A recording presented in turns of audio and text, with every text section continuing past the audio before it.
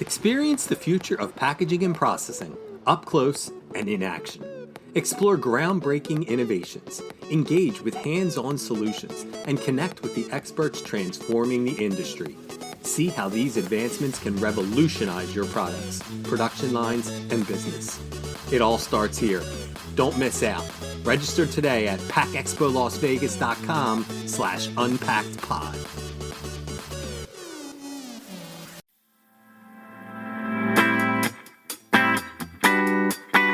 You're listening to Unpacked with PMMI, where we share the latest packaging and processing industry insights, research, and innovations to help you advance your business.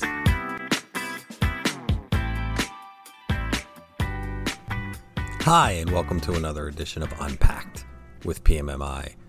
I'm your host, Sean Riley. One of the more impressive initiatives out of PMMI in the past decade has been the start of and growth of the Packaging and Processing Women's Leadership Network. Today we are fortunate to have a great one-on-one interview between OEM Magazine Editor-in-Chief Stephanie Neal, who has also been one of the pioneers of PPWLN, and Tracey Noonan, CEO and co-founder of Wicked GoodCupcakes. Noonan recently served as the keynote speaker for PPWLN's networking breakfast at Pack Expo Las Vegas and Healthcare Packaging Expo. And like the show, the networking event was a tremendous success. Nearly 500 people came to hear Noonan's presentation and network, fulfilling the PPWLN's overarching goal to inspire, encourage, and lead a new generation of trailblazing women. It's really a great listen, as Stephanie walks us through Tracey's journey alongside her daughter, her willingness to make mistakes, and even later efforts to ensure her cupcakes were sustainably packaged. I'm going to get out of the way now and let the real stars of this episode take over. It's definitely worth your time. I am Stephanie Neal, Editor-in-Chief of OEM Magazine, and I am with Tracey Noonan, CEO and co-founder of Wicked GoodCupcakes, because she co-founded it with her daughter. And Tracey was just the keynote speaker at our Packaging and Processing Women's Leadership Network breakfast at Pack Expo Las Vegas. So Tracey talked a lot about her journey with her daughter, so I wanted to let you maybe bring us through what happened. What got you from the point of making some cupcakes in your kitchen to being on Shark Tank and beyond? So thank you for having me, by the way. It was a really fun time, great audience, really connected, and that's always such a wonderful thing as a speaker to be able to look out into an audience and see that people are really digging your vibe. So it was a lot of fun. My daughter and I. So yeah, we started our business in our home kitchen, and it was really for me a necessity. I was worried about my daughter. She had not been acting right, and she was moving out of the house, and I needed some kind of excuse to see her once a week. So after several failed attempts at stupid hobbies that neither one of us were very good at, we landed on cake decorating. And who knew? We actually had a talent, and started posting what we were creating on Facebook, and friends and family started to order. And it was one of those things where we turned a bedroom into like a makeshift cold spot. We had 3 air conditioners in there to hold product till people picked it up, and it was just overrunning the house. So we had to decide, are we going to rein it in, or are we going to go for it and start a business? And that's exactly what we did. In October of 2011, we opened the doors to our cupcake shop, and really right off the bat, we were quite successful. My husband, Danny's stepdad, Scott, built us a website, and through Google searches, people started to try and order from us and have us ship. And really the question became, how do you ship a cupcake, right? They're delicate, they're perishable. People can't get them home from the supermarket without them being a hot mess, never mind giving them to UPS or FedEx. We've all seen how they deliver things. And so this became a real quandary, but I was interested because obviously it's another revenue stream, and it would have been great if we could have figured it out. And I have to give credit where credit is due. The idea of actually putting these cupcakes in mason jars was my husband's idea.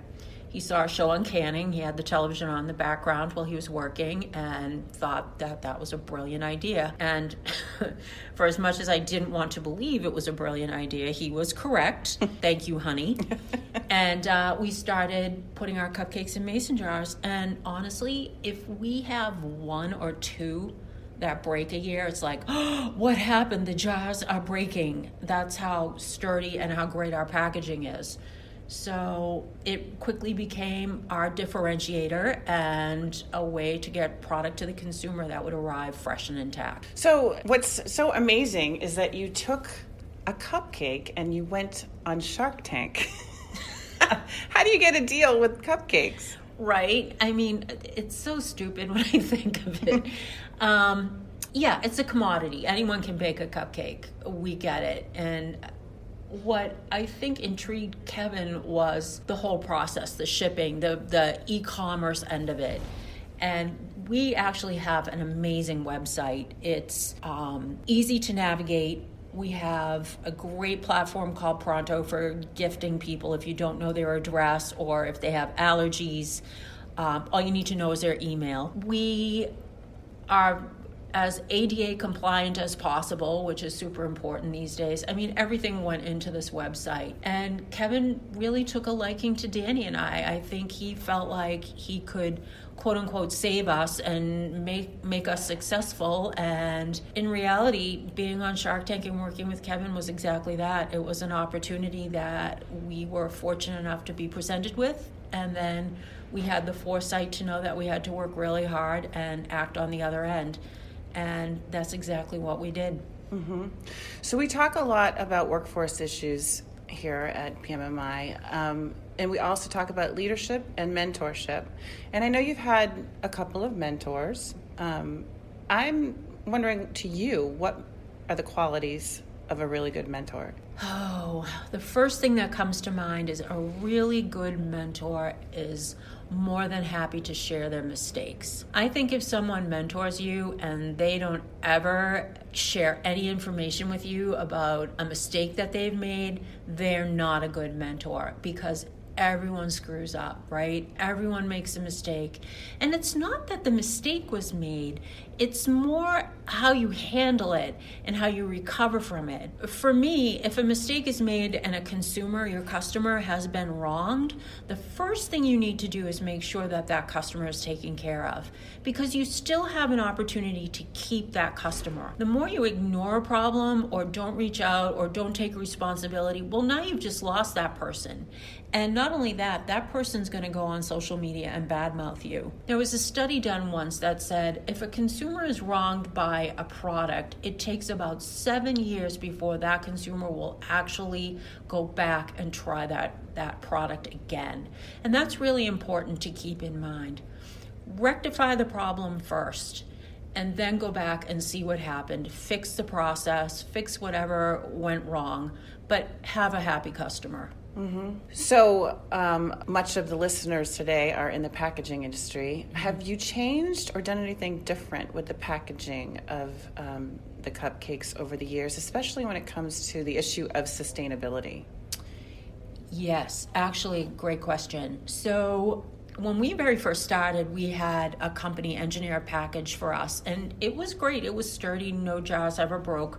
But the whole interior walls of the packaging was built out of styrofoam, and styrofoam just isn't environmentally friendly. So we worked with them on two fronts. One was our cold packaging and one was our regular packaging. And my husband worked with the engineers, and they designed a cardboard insert that was strong and sturdy and could be used for a dual purpose, whether it was shipping our pie jars or our cupcake jars. You could just flip it over and there was a different size opening. And those protected the jars equally as well as the styrofoam did. So the only styrofoam that now exists in our non-cold shipping package is a panel that goes on the top. Our cold packaging is super cool because what we use to build the cooler inside the shipping box itself is made 100% with corn. I'm talking like you can bite it. Oh, I did. I showed yes, you. I ate part of our package. You did eat part of the package, well, Tracey. I was really hungry too. it's 100% corn and it's biodegradable. So if you took this packaging and you either left it outside and it was rained upon, or you ran it under the water in the faucet, it would 100% disintegrate. It would be gone.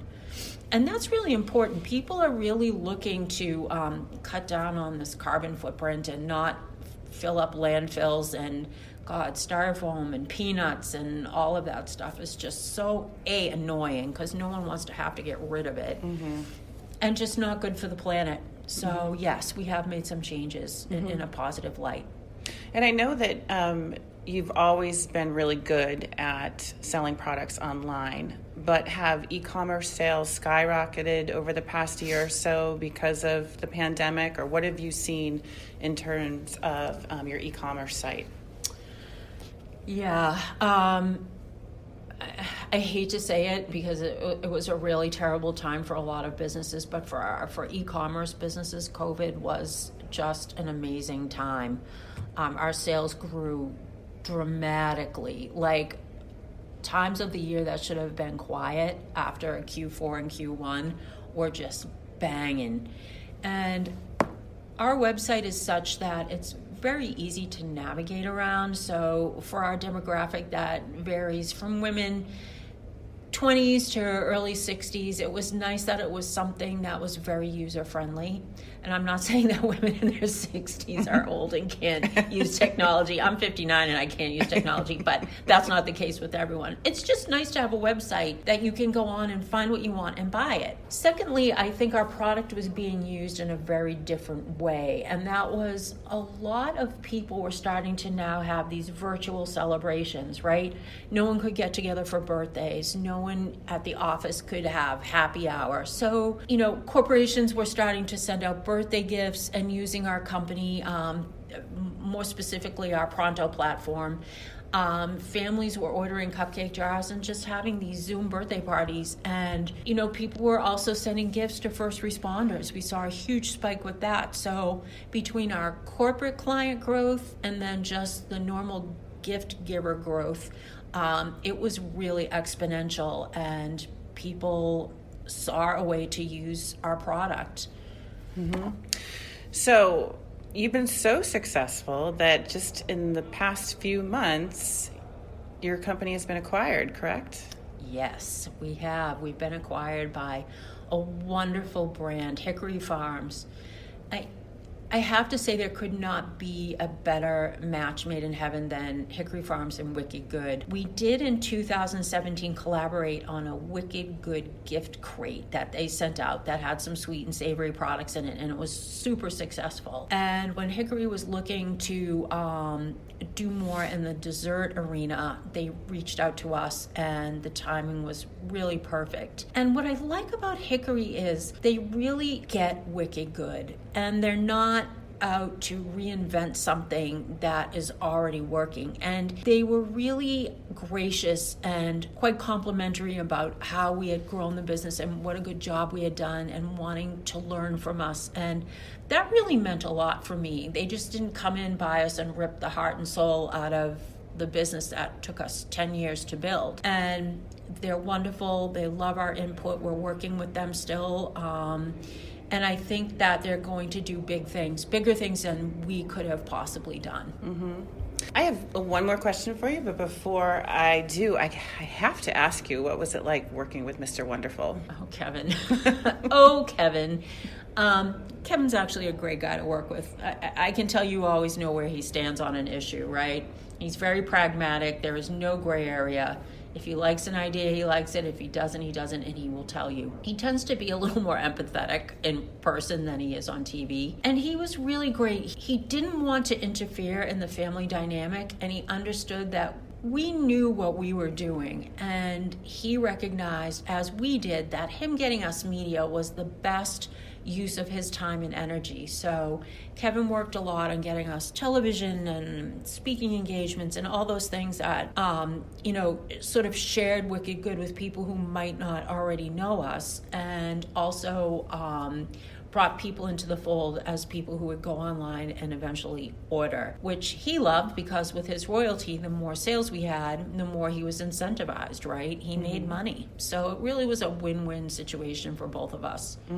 So I read your book, Wicked Good Idea, Oh, the book that you wrote with your daughter, Danny. I love it. It's for any entrepreneur, anybody who's changing careers, anybody who just wants a little inspiration. It was wonderful. And you've worn many hats. yes, I have. In your career. What is next for you, Tracey? Oh, so I really love to write and I love to public speak. So I think I'll continue to try to pursue those things. But my new passion that I really love is I've started a podcast.